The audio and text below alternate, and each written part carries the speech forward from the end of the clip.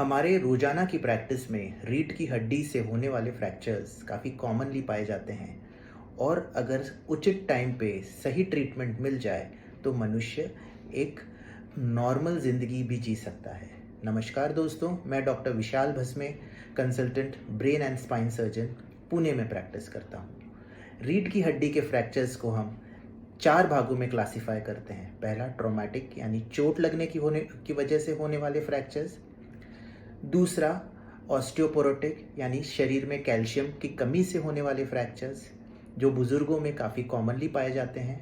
तीसरा इन्फेक्टिव, हमारे देश में टीबी एक काफ़ी कॉमन बीमारी है और जब ये टीबी हमारे रीढ़ की हड्डी में पहुंच जाती है तो हड्डी को गला देती है और उसकी वजह से भी काफ़ी फ्रैक्चर्स पाए जाते हैं।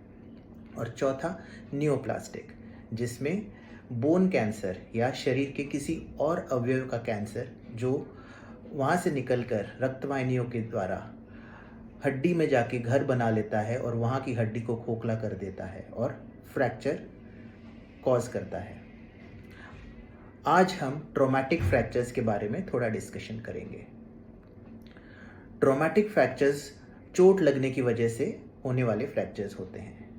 किसी भी साधारण मनुष्य में ट्रॉमेटिक फ्रैक्चर होने के लिए एक असाधारण जर्क की बहुत ज़रूरत होती है।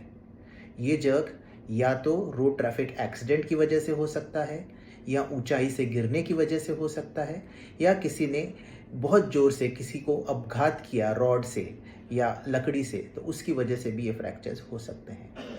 जब भी हमारे पास ऐसे पेशेंट्स आते हैं, हम उनको पहले क्लिनिकली असेस करते हैं कि उनमें कोई न्यूरोलॉजिकल डेफिसिट तो नहीं आया और एक कंप्लीट बेड रेस्ट एडवाइस करके उनको तुरंत एमआरआई के लिए भेजते हैं। जब पेशेंट एमआरआई करा के आता है तो एमआरआई के हिसाब से हमारा ट्रीटमेंट जो है वो 3 भागों में विभाजित होता है। पहला पेशेंट जिसमें एमआरआई में केवल फ्रैक्चर दिख रहा है लेकिन उसकी वजह से कोई स्पाइनल कॉर्ड पे कंप्रेशन नहीं है, ऐसे पेशेंट्स को हम कंजर्वेटिव मैनेजमेंट यानी कि कंप्लीट बेड रेस्ट की एडवाइस करते हैं।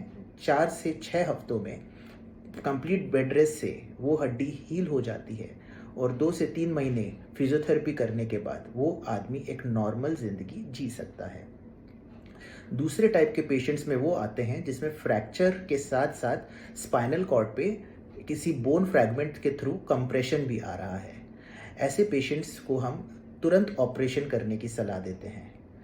ऑपरेशन में हम spinal decompression with stabilisation and fixation करते हैं रॉड और स्क्रू के द्वारा, और जैसे ही कंप्रेशन हटता है धीरे धीरे करके पेशेंट के जो भी डेफिसिट हैं, यानी कि पैरों का या हाथों का पैरालिसिस या लैटरल पेशाब का कंट्रोल वापस आना शुरू हो जाता है।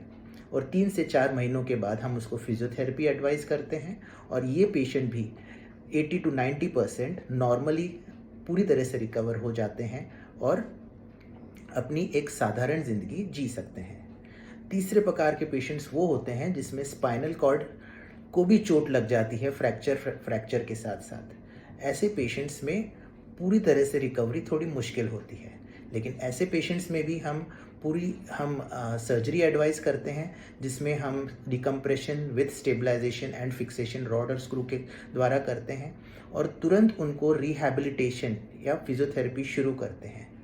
ऐसे पेशेंट्स में पूरी तरह से ताकत तो वापस नहीं आती, लेकिन हम फिजियोथेरेपी के द्वारा उनके एक्सेसरी मसल्स को इतना ट्रेन कर सकते हैं ताकि वो अपनी रोज़मर्रा की ज़िंदगी के जो काम हैं वो बिना किसी मदद से अपने आप कर सकें और एक साधारण ज़िंदगी जी सकें। धन्यवाद।